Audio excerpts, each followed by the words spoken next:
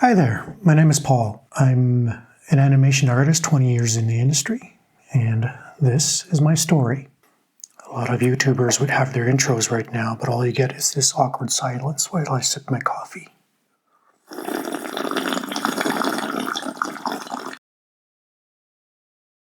So, for whatever reason, I've been feeling compelled to share my story.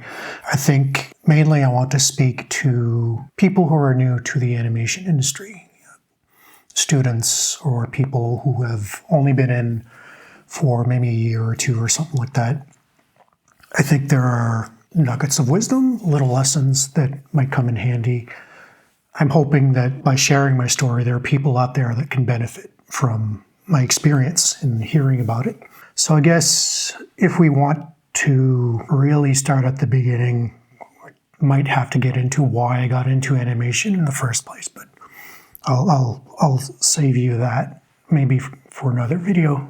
But as for college, I did go to college to study animation. I'm Canadian, by the way, and the college I went to was in Northern Ontario, not particularly known for the animation program that I took. As a matter of fact, the program was pretty new when I took it. I think I was the part of a third graduating class. And as it turns out, I think 3 or 4 years after I graduated, they canceled the program.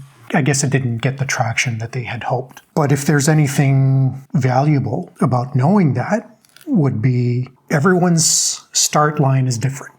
You are where you are, and what's important is where are you going?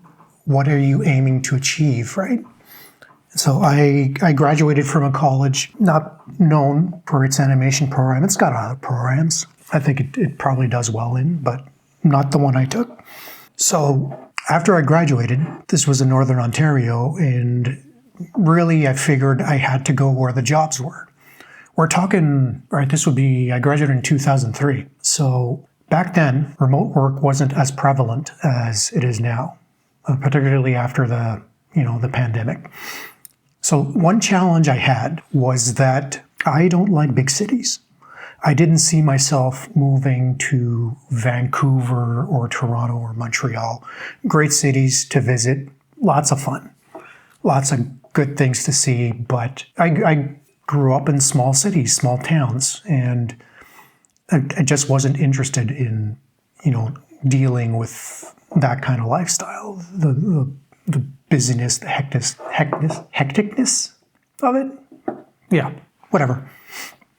The hustle and bustle, let's just say that. Most of my friends went to Ottawa to go to university, and what they had told me was that Ottawa is kind of a big city with a small city feel.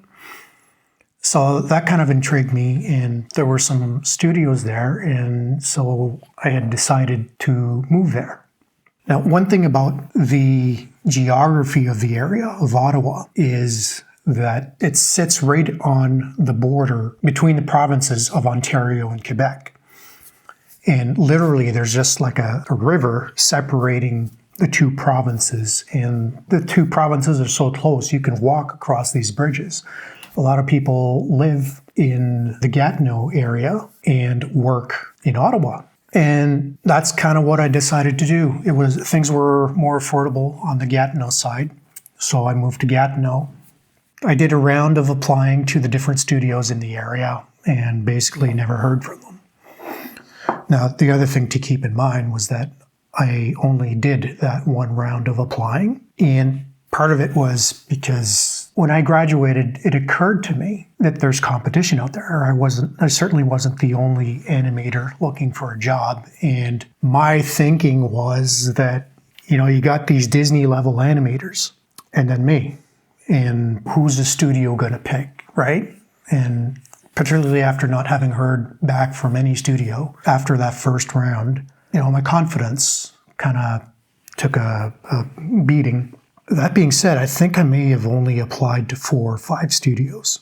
I should have thought of Todd McFarlane. I had seen him in interviews when he was trying to break into the comic book industry. Apparently, he had submitted over 700 times and got back 350 rejections. So I remembered hearing that, and really that should have inspired me to push on. And what kind of happened was I think it was in my last year in college, my mom had gotten me a VHS set. Yes, VHS.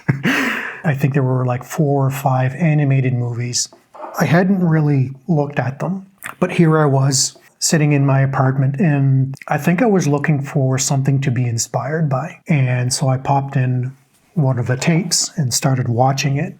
It didn't take very long for me to realize that although there are Disney-level animators out there, you didn't have to be one to break into the industry. That became very clear. Let's just put it that way.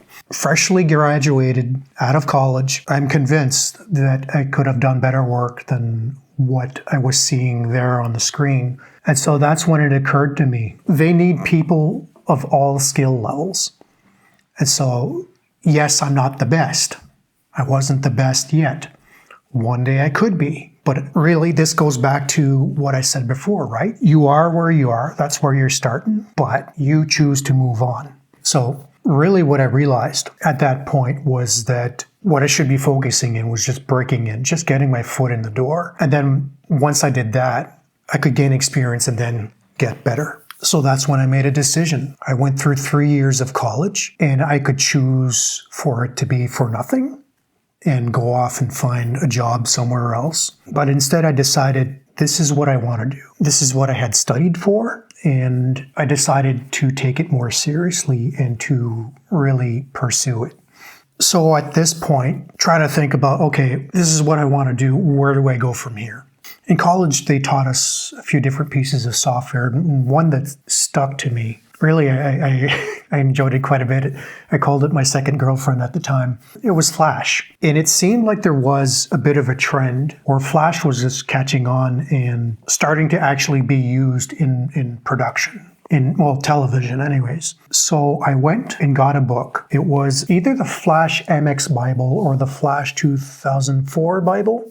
I found some information on it online. It was 1,300 pages. And to give you an idea, I have here the collected works of William Shakespeare. This is how thick the book is. And the Flash MX Bible was actually 100 pages longer than this. I read it from beginning to, I was going to say the end, but there was maybe like this. This much of the book was on scripting and coding or whatever you want to call it. But the rest of it, right, like all of this was creating symbols or animating or different tools that we had to work with. So I read that front to back. I did all of the exercises. And then at some point I got confident enough to start applying again.